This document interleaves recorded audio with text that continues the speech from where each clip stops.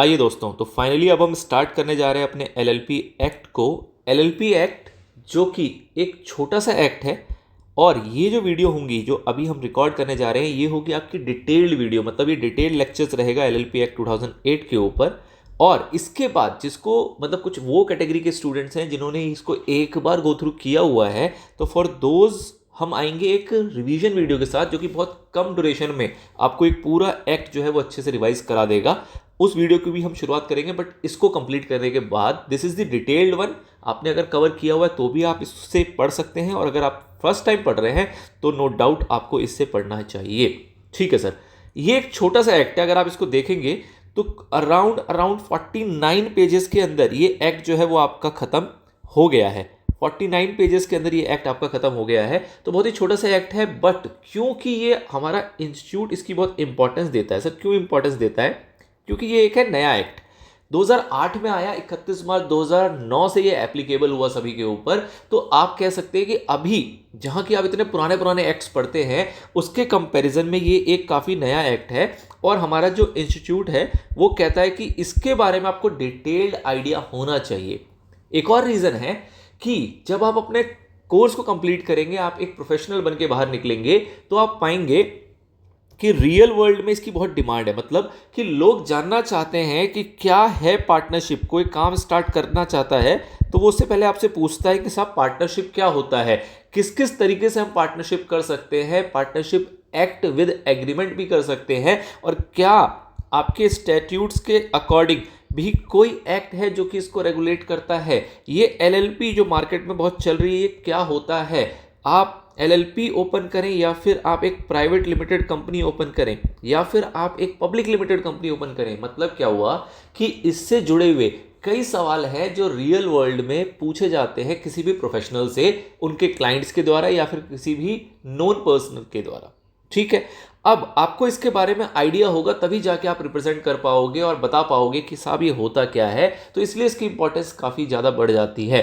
आप देखेंगे आपने अपने फाउंडेशन लेवल पे भी एलएलपी एक्ट पढ़ा है, बट वो थोड़ा सा शॉर्ट था, थोड़ा सा क्रिस्प था, वहाँ पे आपको बेसिक आइडिया दिया गया था। यहाँ पे हम डिटेल्ड में आपको कवर कराएंगे, और पूरा डिटेल में आपका इंस्टीट्यूट भी चाहता है कि आपको पता हो कि एलएलपी एक्ट ओवरऑल क्या है, कितने सेक्शन हैं, क्या क्या चीज़ें हैं जो एलएलपी एक्ट में आपको कवर करनी है। चाहे वो हम बेसिक टर्मिनोलॉजीज की बात करें कि भाई एलएलपी एक्ट में कैसे कैसे टर्मिनोलॉजीज यूज होते हैं, कैसे एलएलपी एक्ट खोली जाती है, और कहां तक उसको बंद करने की बात की जाती है। मतलब कि एलएलपी एक्ट के शुरुआत होने से, उसका जन्म होने से उसकी मृत्यु तक का, उसकी वाइंडिंग अप डिसोल्यूशन तक की जितने भी प्रोविजंस हैं वो सारे प्रोविजंस हम यहाँ पे पढ़ के चलेंगे। ठीक है, और साथ ही में हम ये भी जानेंगे कि क्या क्या डिफरेंसेस होता है हमारे एलएलपी के अंदर और अलग अलग टाइप के ऑर्गेनाइजेशंस के ऊपर। फॉर एग्जांपल मैंने आपको बताया कि जो आपका एक ट्रेडिशनल पार्टनरशिप होता था उससे इसमें क्या डिफरेंस है, जो आपकी कंपनी होती है, जो कंपनीज एक्ट के तहत बनती है, उसमें और एलएलपी में क्या डिफरेंस है। तो वो डिफरेंशिएशन भी आपको एट लास्ट पता होना जरूरी है। ठीक है सर, तो this is all about the overview कि ये एक्ट क्या है और इस एक्ट से आपकी चाहत क्या है, क्या एक्सपेक्टेशंस आपसे रखी जा रही हैं। अब आपका इंस्टीट्यूट इसको किस तरीके से आपके सामने प्रेजेंट करता है, तो बिल्कुल लेटेस्ट स्टडी मटेरियल है आपका ये, और आप इसमें देखेंगे कि आपका इंस्टीट्यूट आपसे क्या कह रहा है। आपसे कह रहा है कि पहले भाई साहब थोड़ा सा आपको इंट्रोडक्शन देंगे, आपको हम स्टार्टिंग में बेसिक्स बताएंगे कि क्या क्या चीज़ें होती हैं, क्या क्या ऐसे टर्मिनोलॉजी है। जैसे कि आप सेक्शन 2 देखते हैं, यहाँ पे आपको डेफिनेशंस बताई जाती हैं, तो वो डेफिनेशंस वाले सेक्शन 2 भी जो है वो भी आपको यहाँ पे कवर कराया जाएगा। उसके बाद हम शुरुआत करेंगे इनकॉर्पोरेशन से कि भाई साहब अब हमने एलएलपी इनकॉर्पोरेट करनी है तो क्या क्या प्रोसीजरल्स की जरूरत पड़ेगी, क्या क्या रिक्वायरमेंट्स हैं, क्या क्या आपके टर्म्स एंड कंडीशंस है जो कि आपको फॉलो करना होगा at the time of incorporation. Incorporation हो जाएगा, उसके बाद हम जाएंगे पार्टनरशिप्स एंड देयर रिलेशंस। मतलब कि अगर दो पार्टनर हैं और इन दो पार्टनर ने मिलकर एक एलएलपी ओपन की है, तो इस एलएलपी का इन पार्टनर के साथ क्या रिलेशन है और इन पार्टनर्स का आपस में क्या रिलेशन है, ये दोनों बातें आप देखोगे यहाँ पे, उसको समझेंगे हम डिटेल में। फिर आएगी बात फाइनेंशियल डिस्क्लोजर्स की कि भाई साहब एलएलपी आपने एक बॉडी बनाई, बेसिकली एक आपने ऑर्गेनाइजेशन सेटअप कर लिया, तो उसकी क्या फाइनेंशियल डिस्क्लोजर्स की भी कोई रिक्वायरमेंट है जो कि आपको ये एक्ट बताता है। अगर हाँ, तो क्या क्या चीज़ें हैं, क्या क्या उसके रूल्स एंड रेगुलेशंस हैं, और अगर आप नहीं करोगे तो किस टाइप के पेनल एक्शंस आपके ऊपर लिए जाएंगे, वो सारी बातें हम यहाँ पे करेंगे। फिर आगे बढ़ेंगे। अब हमने देख लिया, बन गई हमारी आपस के रिलेशन समझ लिए हमने, और उसको किस तरीके से चलाना है और क्या क्या डिस्क्लोज देना है वो समझ लिया। बट खुदा ना खास्ता ऐसी सिचुएशन आई कि अगर आपको इस एलएलपी को क्लोज करना पड़ा, वाइंड अप करना पड़ा, डिसॉल्व करना पड़ा, तो उस टाइम पे क्या क्या रूल्स एंड रेगुलेशंस है जो ये एक्ट आपको बताता है, उन चीज़ों को भी हम यहाँ पे देखेंगे। And last but not the least हम डिफरेंसेस देखेंगे, अलग टाइप के ऑर्गेनाइजेशन और इसमें क्या फ़र्क है, क्यों किसी को एलएलपी की तरफ जाना चाहिए, क्या इसकी खासियत है और क्या इसकी बुराइयां हैं, वो सारी बातें आपके डिफरेंसेस में आप देख पाओगे। ठीक है, चलिए जी। तो this is the overview of this act. Now we will start with the introduction. मैं बिल्कुल स्क्रैच से लेके चल रहा हूं, हो सकता है ये आपको बेसिक बातें आपको पता हो, आपको लगे बहुत सिग्निफिकेंट नहीं है, बट जैसा कि मैंने आपको बताया ये एक इंपॉर्टेंट एक्ट है, तो छोटी छोटी चीज़ों से भी आपको क्वेश्चन पूछा जाएगा। लगभग 14 से 15 मार्क्स का ये एक्ट जो है वो आपके एग्जाम में पूछा जाता है। अब अगर आप खुद सोचो कि अगर 15 मार्क्स आपको कवर कराने हैं आउट ऑफ 50 पेजेस, 50 में भी मैं एंड में कह सकता हूं कि थोड़े से क्वेश्चन आंसर्स हैं, तो मोर और लेस 42 पेजेस के अंदर ये एक्ट को यहां पे सम अप किया गया है। तो अगर 50 पेजेस से 15 मार्क्स के क्वेश्चन निकालने होंगे तो ऑब्वियस सी बात है कि जितनी भी छोटी मोटी चीजें हैं, जितनी भी माइनर सेक्शंस हैं या जितनी भी माइनर लैंग्वेजेस हैं, माइनर इंफॉर्मेशंस हैं, उन सभी से आपको क्वेश्चन पूछा जाएगा। ठीक है, तो आप बिल्कुल बेसिक चीज़ों को भी यहाँ पे मिस नहीं कर सकते हो। स्मॉल डेट्स हो गई, स्मॉल इन्फॉर्मेशन हो गई, वो सारी चीज़ें भी आपको यहाँ पे पता होनी चाहिए। तो दैट्स व्हाट हम इसको इस तरीके से लेके चलेंगे कि बिल्कुल बेसिक चीज़ें भी यहाँ पे हम कवर करेंगे इन आर डिटेल्ड लेक्चर। नाउ इसके बाद जब हम आएंगे अपने रिवीजन वाले लेक्चर्स के ऊपर ना, तो उस रिवीजन वाले लेक्चर्स को आप देखेंगे हम क्विक मैनर में कवर करेंगे, बहुत ही क्विकली कवर करेंगे, और वो आपको बिल्कुल एक तरीके से पूरा गो थ्रू कर देगा रिवाइज फॉर्म में। बट क्योंकि तब वो काम होगा जब आपको एक बेसिक आइडिया हो कि आपका जो ये एक्ट है वो कहता क्या है, तो उस बेसिक आइडिया के लिए आपको पहले एक बार डिटेल में इसको पढ़ने की आवश्यकता है। ठीक है, तो हम यहाँ पे कुछ भी छोड़ेंगे नहीं, बहुत ही डिटेल में लेके चलेंगे। थोड़ा इजी हो सकता है, थोड़ा लेंदी हो सकता है, स्पीड आप अपने अकॉर्डिंग यूट्यूब पे मैनेज कर सकते हैं, बट बिकॉज ऑफ दैट कि हम बहुत जल्दी कवर कराएं और कुछ चीज़ें छोड़ दें और वो आपको नुकसान दे आपके एग्जाम के अंदर, वो हमारा इरादा नहीं है। इसलिए हम बहुत ही डिटेल में इसको ईजी वे में लेके चलेंगे। ठीक है, आइए सर बढ़ते हैं आगे। क्या हुआ इसके अंदर, तो ministry of law and justice जो है उसने नोटिफाई किया इस एलएलपी एक्ट को कब, 9 जनवरी 2007 में। 9 जनवरी 2007 को ministry of law and justice, ये पता होना चाहिए आपको, किसने नोटिफाई किया, ministry of law and justice ने। कब नोटिफाई किया, 9 जनवरी 2007 को एलएलपी एक्ट को। पार्लियामेंट में आपको पता है कि बोथ हाउसेस से इसको पास होना होता है, तो पार्लियामेंट से ये जो पास हुआ वो कब पास हुआ, 12 दिसंबर 2008 को। मतलब कि काफ़ी टाइम लग गया इसको दोनों हाउसेस ऑफ पार्लियामेंट से पास होने में, लेकिन 12 दिसंबर 2008 को ये पास हो गया। और आपको एट लास्ट पता है कि किसी भी एक्ट को बनने के लिए उसके बिल के ऊपर प्रेसिडेंट साहब की क्या जरूरत होती है, मोहर की जरूरत होती है, प्रेसिडेंट साहब की अनुमति की आवश्यकता होती है, जो कि दी गई कब, 7 जनवरी 2009 को। 7 जनवरी 2009 को प्रेसिडेंट ने उसके ऊपर अपना एसेंट दे दिया, और उसके बाद से हमारा जो ये बिल था वो एक्ट में कन्वर्ट हो गया। उससे पहले क्या था, ये एलएलपी बिल जो कन्वर्ट किस में हो गया, एलएलपी एक्ट 2008 में। अब क्योंकि इसको जो प्रेसिडेंट साहब ने एसेंट दिया है वो दिए 7 जनवरी 2009 से, तो ऑल्दो यहाँ पे ये बात मिसिंग है, बट अगर इसकी एप्लीकेबिलिटी की एग्जैक्ट डेट की बात करें तो वो कब हुआ था, वो हुआ था 31 मार्च 2009। ठीक है, 31 मार्च 2009 जनवरी में दिया, ईयर एंड हुआ मार्च 2009 में, और उस दिन से ये आपका इफेक्टिव माना गया। ठीक है, तो ये डेट भी आपको ध्यान रखनी है ना। अब इस एक्ट के अंदर बेसिकली है क्या, तो ऑब्वियसली बात है, जैसे कि हम स्टार्टिंग में देख के चल रहे हैं, कोई भी एक्ट क्या कर रहा है, जैसे कंपनीज एक्ट क्या करता है, कंपनीज एक्ट की बेसिक बातों से लेके कंपनीज एक्ट किस तरीके से रन करेगा, कोई भी कंपनी कैसे रन करेगी, कैसे कंपनी इनकॉर्पोरेट होगी, किस तरीके से उसको रेगुलेट किया जाएगा, किस तरीके से उसको क्लोजर किया जाएगा, किस तरीके से पैनल प्रोविजन रखे जाएंगे, इस टाइप की सारी बातें कंपनीज एक्ट बताता है।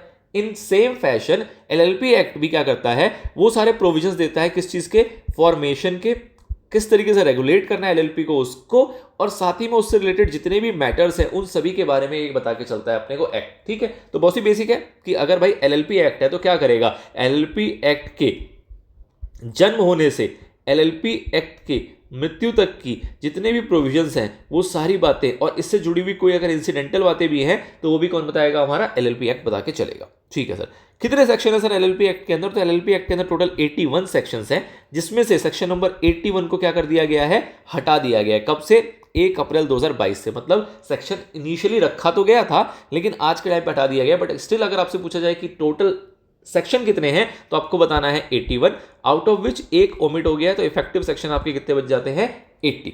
ठीक है। और साथ ही में 4 शेड्यूल्स भी हैं। ये शेड्यूल्स बहुत इंपॉर्टेंट है। अब क्या है, शेड्यूल्स में कभी भी यहाँ पे ना इस पूरे चैप्टर में आपको शेड्यूल डिटेल में कहीं बताया नहीं गया है, बट आप देखेंगे शेड्यूल की इंपॉर्टेंस क्या है कि आपको अलग अलग आंसर में इस शेड्यूल को और शेड्यूल के नाम को कोट करना पड़ेगा।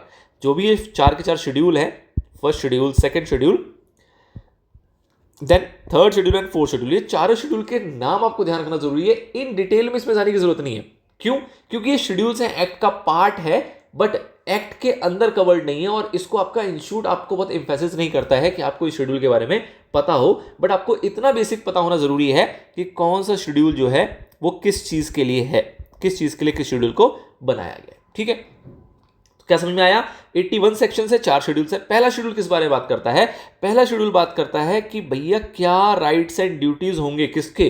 पार्टनर्स के, एंड लिमिटेड लाइबिलिटी पार्टनरशिप के and its partners where there is absence of formal agreement. आपने बचपन में पढ़ा था जब पार्टनरशिप एक्ट, तो बोलते थे आप कि in absence of partnership deed ये सारी चीजें होंगी। वो कौन बताता था? वो बताता था आपका इंडियन पार्टनरशिप एक्ट 1932। सेम यहां पे कह रहा है कि in absence of formal agreement amongst them, अगर पार्टनर्स के बीच में एलएलपी के अंदर कोई भी फॉर्मल एग्रीमेंट नहीं है, तो उस केस में आपको फर्स्ट शेड्यूल रेफर करना है। और फर्स्ट शेड्यूल जो प्रोविजंस बता रहा है राइट्स एंड ड्यूटीज के लिए, वो मान्य होगा। मतलब कि सपोज फर्स्ट शेड्यूल के अंदर लिख गई 1 2 3 4 बातें, आपसे कहा जा रहा है कि भाई साहब ये तो 4 बातें चुप करके मान लो। और नहीं, अगर आपको लगता है कि आपको कुछ नया करना है, कुछ अलग करना है, तो आप उन बातों को कहां लिख दो? अपने एग्रीमेंट में मेंशन कर दो। ठीक है, तो प्रिवेल क्या करेगा? आपका एग्रीमेंट प्रिवेल करेगा। बट इन केस अगर एग्रीमेंट नहीं है, इन केस अगर आपके पास एग्रीमेंट नहीं है, तो उस केस में जो ये शेड्यूल 1 है, इस शेड्यूल की बातों को मान लिया जाएगा, एज्यूम कर लिया जाएगा। ठीक है, बेसिक। आगे बढ़ते हैं। शेड्यूल 2 किस बारे में बात करता है? तो शेड्यूल 2, 3 और 4, ये तीनों शेड्यूल जो है ना, ये कन्वर्जन की बात करते हैं। अब अलग अलग टाइप से कन्वर्जन हो सकती है, क्योंकि एलएलपी एक बहुत ही सौंदर्य तोहफा है बेसिकली हमारी गवर्नमेंट का। तो लोग इस पे ना बहुत ज्यादा मतलब आकर्षित होते हैं, मतलब कि लुभाने वाला एक्ट है एक तरीके से, जो कि आपको कहता है कि एलएलपी के अंदर बहुत सारे फीचर्स हैं जो और सारी चीजों में नहीं है। तो लोग क्या करते हैं, आने की कोशिश करते हैं कि यार हम क्यों फर्म चलाएं, हम फर्म को कन्वर्ट कर लेते हैं एलएलपी के अंदर। हम क्या बेवकूफ है? हमें क्या एलएलपी के बारे में नहीं पता? अगर हमारी कोई पुराने जमाने से फर्म चलती हुई आ रही थी, बट आज के टाइम में जब एलएलपी एक्ट आ गया और एलएलपी एक्ट इतनी सारे फीचर्स हमें देता है, तो हम क्यों ना अपनी फर्म को कन्वर्ट करा लें? तो क्या करवा सकते हैं? बिल्कुल करवा सकते हैं। वो प्रोविजन आपको दिया गया है कहां पे? सेकंड शेड्यूल के अंदर। सेम फैशन पे अगर कोई प्राइवेट कंपनी है जो कि कंपनीज एक्ट 1956 या फिर 2013 के अंदर इनकॉर्पोरेट हुई है, उस प्राइवेट कंपनी को भी लगता है कि यार एलएलपी के अंदर बहुत सारे फीचर्स हैं और हम क्यों इतने सारे फॉर्मेलिटीज में जाएं, क्यों इतने सारे हम लीगैलिटीज में जाएं, क्यों इतने सारे हम कंप्लायंसेस करें, क्यों ना हम एलएलपी पे आ जाएं जो कि कम कंप्लायंसेस में सेम फायदे देता है, सेम फीचर्स प्रोवाइड करता है। तो उस केस में प्राइवेट कंपनीज भी जो हैं वो एलएलपी में कन्वर्ट हो सकती हैं। और उस कन्वर्जन के प्रोविजंस जो है वो कहां दिए गए हैं? थर्ड शेड्यूल के अंदर। एंड सेम फैशन में फोर्थ शेड्यूल जो बात करता है वो बात करता है किसकी? Unlisted public company. लिस्टेड नहीं होनी चाहिए, अगर अनलिस्टेड पब्लिक कंपनी है तो वो भी कन्वर्ट हो सकती है कहां पे? एलएलपी में। और उसके प्रोविजंस कहां दिए गए हैं? वो प्रोविजन आपको दिए गए हैं फोर्थ शेड्यूल के अंदर। ठीक है जी, तो ये पूरी बात हो गई आपकी कि आपके पास कितने सेक्शन और कितने शेड्यूल्स हैं। नाउ अब हमारा ये जो बेसिकली एक्ट बना, जैसे कि आप देखेंगे कि जो कंपनीज एक्ट है ना, कंपनीज एक्ट को कौन एडमिनिस्टर करता है? मतलब कि कंपनीज एक्ट के जो भी प्रोविजंस हैं उनको फुलफिल कराने के लिए किसको एडमिनिस्ट्रेशन पावर दी गई है? तो उसके लिए आप देखेंगे आपको बनाया गया है MCA, ministry of corporate affairs. ठीक है, जो कि अपने अंडर क्या रखता है? अपने अंडर रखता है आरओसी। अलग अलग एरिया वाइज, अलग अलग जुरिस्डिक्शन वाइज क्या होते हैं? आरओसी होते हैं, जो कि रजिस्ट्रार ऑफ कंपनीज कहलाते हैं। और ये लोग एडमिनिस्टर करते हैं किसको? कंपनीज एक्ट की एप्लीकेबिलिटी को और इससे रिलेटेड सारे मुद्दों को। ठीक है, मतलब कि किसी को कंपनी इनकॉर्पोरेट करनी है तो कहां जाएगा? वो आरओसी के पास जाएगा। किसी को कंपनी क्लोज करनी है किसके पास जाएगा? आरओसी के पास जाएगा। किसी को कंपनी में कोई चेंजेस करने किसके पास जाएगा? आरओसी के पास जाएगा। मतलब कि एडमिनिस्ट्रेशन अथॉरिटी बना दिया गया किसको? आरओसी को, जो कि किसके अंदर आती है? मिनिस्ट्री ऑफ कॉर्पोरेट अफेयर्स के अंदर आती है। ठीक है सर, सेम फैशन में जैसे कि कंपनीज एक्ट में इनको एडमिनिस्ट्रेशन पावर दी गई थी, एलएलपी एक्ट ने भी इन्हीं को एडमिनिस्ट्रेटिव पावर दी है। मतलब कि एलएलपी एक्ट के अंदर भी आरओसी होगा, जो कि किसके अंदर गवर्न होगा? मिनिस्ट्री ऑफ कॉर्पोरेट अफेयर्स के अंदर गवर्न होगा। और उसका काम होगा कि इस एलएलपी एक्ट के अंदर जितनी भी आपके प्रोविजन से जितने भी रेगुलेशंस दी गई हैं उसको फॉलो करवाना, उसको एडमिनिस्टर करना और उससे रिलेटेड जो भी कंप्लायंसेस हैं उसको रेगुलेट करना, ये सारा काम किसको दे दिया गया? ये दे दिया गया उसी आरओसी को जो कि कंपनीज एक्ट को भी देखता है। ठीक है जी, तो ये बेसिकली कॉमन चीज हो गई। अब यहां पे सेंट्रल गवर्नमेंट बेसिकली क्या करती है? सेंट्रल गवर्नमेंट ने ये एमसीए बनाया और सीजी के पास बेसिकली पावर है सारी की सारी रिलेटेड टू एक्ट। तो अगर इस एक्ट के अंदर कोई भी रूल्स वगैरह फ्रेम करने हैं तो वो फ्रेम किसके द्वारा किया जाएगा? वो किया जाएगा सेंट्रल गवर्नमेंट के द्वारा। और अगर उस रूल्स को फ्रेम करने के बाद सब्जेक्ट टू मतलब approval of the houses of parliament, जब पार्लियामेंट में वो अप्रूव हो जाएगा तो उसको नोटिफाई कर दिया जाएगा कहां पे? ऑफिशियल गैजेट के अंदर। ठीक है, मतलब कि एक तो ये आपका लॉ इनकॉर्पोरेट हो गया, बट अगर समय समय पे इस पे किसी भी प्रकार की कोई चेंजेस की आवश्यकता होंगी तो वो आवश्यकता जो चेंजेस हैं वो कर सकता है कौन? Central government. और ऑब्वियसली एक बार वो अप्रूव हो जाएगा तो उसके बाद उसको वो नोटिफाई करेगा कहां पे? ऑफिशियल गैजेट में। ठीक है सर। नाउ क्या एलएलपी एक्ट के ऊपर, मतलब कि एलएलपी एक्ट अपने आप में एक एक्ट हो गया, क्या इसके ऊपर जो आपका पुराना एक्ट था, कौन सा वाला? इंडियन पार्टनरशिप एक्ट 1932, क्या ये एक्ट एप्लीकेबल होगा क्या? नहीं जी, ऑब्वियसली ये एक सेपरेट एक्ट है। आप ऐसा थोड़ी बोलोगे कि कंपनीज एक्ट एलएलपी एक्ट पे लगेगा। कुछ कुछ जगहों पे लग सकता है, बट वो बातें एलएलपी एक्ट में लिखी होनी चाहिए। वो बातें एलएलपी एक्ट में अगर रिटर्न होगी तभी तो मानोगे। ठीक है, तो वैसे ही एलएलपी एक्ट ने साफ साफ कह दिया कि भाई साहब हमारे ऊपर ना आप ये इंडियन पार्टनरशिप एक्ट मत लगाना। जो इंडियन पार्टनरशिप एक्ट है ये मत लगा देना, ये हमारे ऊपर नहीं लगेगा। इंडियन पार्टनरशिप एक्ट किसके ऊपर लगेगा? वो फर्म जो कि इस एक्ट के अंदर रजिस्टर हुई होंगी, जो इस एक्ट के तहत बनाई गई होंगी। लेकिन एलएलपी एक्ट जो है वो एक सेपरेट एक्ट है, उसके ऊपर इंडियन पार्टनरशिप एक्ट जो है आपका एप्लीकेबल नहीं होता। ठीक है सर। नाउ नोट में कुछ खास बात दी नहीं गई है। नोट में बेसिकली कह रहा है कि भैया एलएलपी एक्ट के अंदर ना रिसेंटली कुछ अमेंडमेंट हुई थी जो कि आया था किसके तहत? एलएलपी अमेंडमेंट एक्ट 2021 के तहत। कब आया था? 13 अगस्त 2021 को। नॉट रेलेवेंट, बस नोट में मेंशन किया हुआ है, आपके लिए खास बात नहीं रह जाती ना। अब बात आती है कि हमारा ये एक्ट जो है ये क्यों आया। पहले आपके पास कितने टाइप के फॉर्म्स होते थे? आपने जब बचपन में पढ़ाई शुरू करी होगी ना तो आपने क्या देखा था?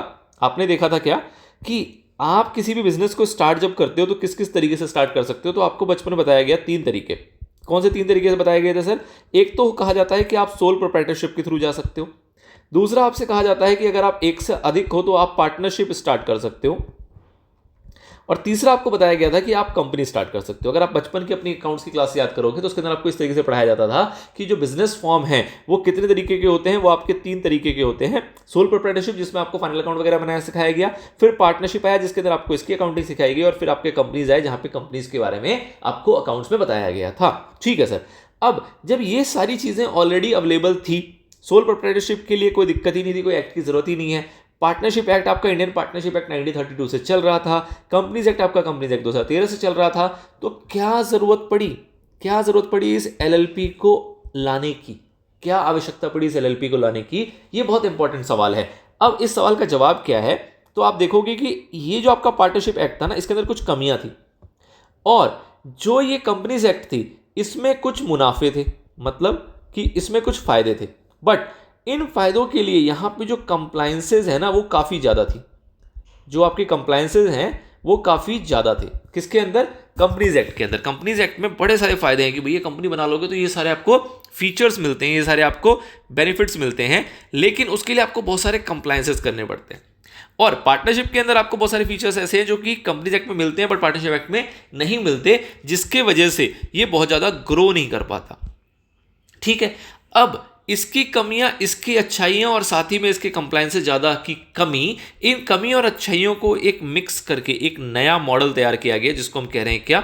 एलएलपी। मतलब जिसके अंदर पार्टनरशिप की कमी नहीं रहेगी और कंपनीज की भी जो कमी होती है वो नहीं रहेगी, और कंपनीज के जो फायदे हैं वो रहेंगे। और पार्टनरशिप के भी अगर कुछ फायदे हैं जो कि होती है, जैसे फॉर एग्जांपल फ्लेक्सिबिलिटी एक बहुत बड़ा फायदा होता है पार्टनरशिप का, वो भी यहाँ पे पास ऑन कर दिया गया। मतलब कि पार्टनरशिप के फायदे उठा के डाल दो और कंपनीज एक्ट के फायदे उठा के डाल दो, तो जो बन के निकलेगा वो क्या बन के निकलेगा? LLP act. इसलिए यहां पे कन्वर्जन की फैसिलिटी भी दी गई है, क्योंकि ये अपने आप में बहुत ही लुभाने वाला एक्ट है जो कि लोगों को अट्रैक्ट करता है कि आओ जी एलएलपी स्टार्ट करते हैं, एलएलपी खोलते हैं। ठीक है। तो अब आपको समझना है कि इसकी जरूरत क्यों पड़ी। तो जरूरत मैंने आपको मोटा मोटा बताया कि कुछ पार्टनरशिप के फायदे और कुछ कंपनीज एक्ट के फायदों को लेकर एक स्टार्ट किया गया, ताकि क्या हो, हमारी इकोनॉमी को एक बूस्ट मिले, एक हमारी इकोनॉमी के अंदर ग्रोथ आए। इकोनॉमी में ग्रोथ कब आएगा? जब आपके नए नए बिजनेस मॉडल तैयार होंगे और लोग अट्रैक्ट होंगे बिजनेस करने की तरफ, और बिजनेस करने के लिए गवर्नमेंट को क्या करने की आवश्यकता होती है, अलग अलग मॉडल्स, अलग अलग व्हीकल्स, अलग अलग अवेलेबिलिटी देने की अपने जो भी सिटीजन है उनको, ताकि वो सोच सके नए नए बिजनेस स्टार्ट करने के लिए और उनको जो भी डिफिकल्टीज आ रही है उसको दूर किया जा सके। तो बेसिकली ये एक नया एक्ट लेके आया गया जो कि क्या था, जिसका पर्पस क्या था कि contemporary growth of the Indian economy, एक अल्टरनेटिव दिया गया। बेसिकली एक ट्रेडिशनल पार्टनरशिप जो आपका चलता था उसका एक अल्टरनेटिव दिया गया कि भाई साहब ट्रेडिशनल पार्टनरशिप जैसा कर रहे हो वैसा करना चाहते हो करते हो, कोई दिक्कत नहीं है, बट अगर आपको चाहिए कि कोई ऐसा भी मॉडल हो जिसके अंदर स्टैट्यूट बेस्ड गवर्नेंस हो, मतलब कि उस पर पूरा कंट्रोल हो, उसकी एक बहुत ज़्यादा अकाउंटेबिलिटी हो और मार्केट में उसकी एक रेपुटेशन भी हो, और आप पार्टनरशिप जैसी चीज़ें भी करना चाहते हैं, और साथ ही में आप चाहते हैं कि भैया जो पर्सनल लाइबिलिटी है वो जो कि आपकी अनलिमिटेड हुआ करती थी किसके अंदर, ट्रेडिशनल पार्टनरशिप के अंदर, वो अनलिमिटेड से क्या हो जाए, लिमिटेड हो जाए। तो ये एक फीचर मिला आपको, क्योंकि पार्टनरशिप में आपकी लाइबिलिटी अनलिमिटेड होती है और एलएलपी आपको कहता है कि हम तो लिमिटेड लाइबिलिटी देंगे, जो कि कंपनीज में होता है। ठीक है, तो कंपनीज का फायदा और पार्टनरशिप का नुकसान, उसको आपस में जोड़ दिया गया। ठीक है, तो basically these are the things जो कि यहाँ पे एक मतलब विजन था इस एक्ट को लाने का। साथ ही में इसमें क्या कहा गया कि जितने भी हमारे प्रोफेशनल्स होते हैं ना, जितने भी हमारे प्रोफेशनल्स होते हैं वो जनरली एक स्टार्टअप, एक बिजनेस स्टार्ट करने से डरते हैं। वो कहते हैं यार पार्टनरशिप के लफड़े में कौन पड़ेगा, यहाँ तो कोई गवर्नेंस ही नहीं है, और कंपनी खोलने में बड़े लफड़े होते हैं, बड़े सारे कंप्लाइंसेस करने होते हैं। तो उनको प्रमोट करने के लिए जितनी भी हमारे प्रोफेशनल एक्सपर्टीज हैं वो एक बिजनेस मॉडल के रूप में आए, लोगों को फैसिलिटेट करें, लोगों को सर्विसेज प्रोवाइड करें। तो उस लिए भी एक यहाँ पे सोच रखी गई कि भैया एक ऐसा एक्ट लाया जाए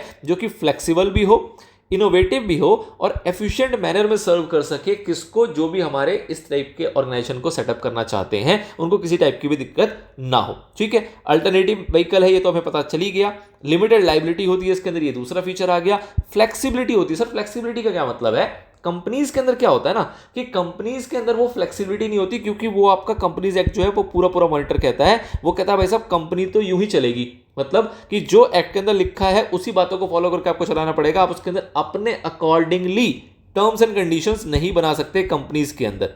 बट यहां पे क्या कहा गया, यहां पे इन्होंने कहा कि भैया शेड्यूल 1 ने हमने तुम्हें राइट्स एंड ड्यूटीज दे तो दी, बट अगर तुम चाहते हो कि शेड्यूल 1 की बातें तुमको अच्छी नहीं लग रही है तो तुम क्या कर लो, एक एग्रीमेंट बना लो, एक म्यूचुअली एग्रीड एग्रीमेंट बना लो आपस में सहमति रखते हुए, और उस एग्रीमेंट के हिसाब से आप अपनी पार्टनरशिप फर्म को मतलब एलएलपी को चला सकते हो। हमें कोई दिक्कत नहीं है, वो एग्रीड होना चाहिए, एक एग्रीमेंट होना चाहिए जो कि फाइल किया जाएगा, आरओसी को बता दिया जाएगा कि हम भैया इन टर्म्स के साथ अपनी एलएलपी चलाना चाह सकते हैं, किसी को कोई दिक्कत नहीं है, आप आराम से चला सकते हो। तो इस टाइप की फ्लेक्सिबिलिटी जो है वो कंपनीज एक्ट में नहीं मिलती, जो कि आपको यहाँ पे प्रोवाइड की गई। ठीक है, तो बेसिकली स्ट्रक्चर आपका पार्टनरशिप बेस्ड ही रहेगा, लेकिन आपको यहां पे फ्लेक्सिबिलिटी भी दे दी गई। ठीक है, तो इससे बेसिकली क्या हुआ कि अलग अलग टाइप के जो एंटरप्रेन्योर्स हो गए, प्रोफेशनल्स हो गए, उनको एक तरीके से एक नया अल्टरनेटिव मिला, एक नया व्हीकल मिला जिसके थ्रू वो इनकॉर्पोरेशन कर सकते हैं और अपने बिजनेस को, अपने सर्विसेज को स्टार्ट कर सकते हैं। बहुत ज्यादा फायदा किसको होता है इसके अंदर, स्मॉल एंटरप्राइजेस को। क्यों सर, क्योंकि जब आप कंपनीज के अंदर जाते हो ना तो इसके अंदर कंप्लायंस कॉस्ट बहुत ज्यादा है। कॉस्ट का मतलब क्या हुआ कि अगर एक कंपनी को आपको रन करना है तो मैं एक रफली आपको आइडिया दूं तो ऑन एन एवरेज आपको साल का 50,000 रुपए खर्च करना पड़ेगा कम से कम एक कंपनी को रन करने के लिए, जो कि प्रॉफिटेबल हो या ना हो वो एक अलग मैटर है। ठीक है, इनकॉर्पोरेशन की बात करें तो कंपनी इनकॉर्पोरेशन कॉस्ट में अगर 100 रुपए लगेंगे तो एलएलपी आपका कह सकते हैं कि 50 से 60 रुपए में इनकॉर्पोरेट हो जाएगा। तो इस टाइप से कॉस्ट सेविंग है। अब कोई बिजनेस स्टार्ट करने जाता है तो उसके पास इतनी पैसे नहीं होते हैं कि वो बिजनेस के बारे में भी सोचे और इनकॉर्पोरेशन के ऊपर भी इतने खर्चे करे, तो उसको एक अल्टरनेटिव मिला कि भाई साहब एक काम करो, सस्ता सुविधा भी काम है।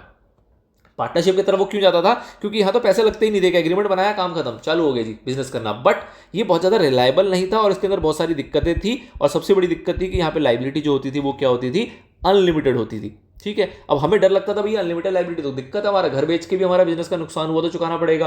तो इसलिए लिमिटेड लाइबिलिटी का कॉन्सेप्ट लाया गया और सस्ता जुगाड़ दिया गया कि भैया छोटी बिजनेस वाले भी हैं तो भी आप स्टार्ट कर सकते हो, वेंचर कैपिटल हो तो भी आप इन्वेस्टमेंट कर सकते हो, कोई दिक्कत वाली बात नहीं है यहाँ पे, और आप एक बिजनेस मॉडल को यहाँ पे लेके चल सकते हैं। ठीक है, तो this is the overall background of the LLP act की एलएलपी एक्ट की क्या जरूरत पड़ी, क्यों आया, किन के लिए आया और क्या क्या इसके अंदर चीजों को इंक्लूड किया गया है ताकि ये अट्रैक्टिव हो सके, और रियली में लोग इसके ऊपर काफी अट्रैक्टिव हैं। ठीक है, चलिए जी, तो this is all about the basics और the backgrounds of the LLP act. अब लेते हैं एक छोटा सा ब्रेक एंड देन कंटिन्यू करेंगे उसके आगे।